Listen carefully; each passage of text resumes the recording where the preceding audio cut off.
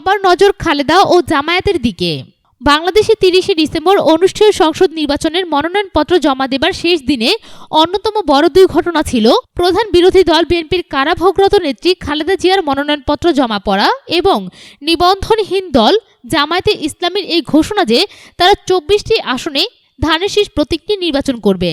গতকাল দুপুরে বগুড়ায় রিটার্নিং কর্মকর্তাদের কাছে বিএনপির চেয়ারপারসন কারাবন্দী খালেদা জিয়ার পক্ষে মনোনয়নপত্র জমা দিয়েছেন স্থানীয় নেতা পৌরসভা মেয়র AKM মাহবুবুর রহমান।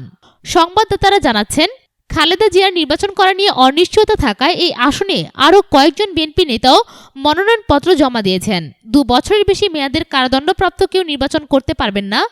একটি মামলায় এ মর্মে হাইকোর্টের এক রায়ের পর খালেদা জিয়া নির্বাচন করতে পারবেন কিনা তা নিয়ে গুরুতর অনিশ্চয়তা সৃষ্টি হয়েছে।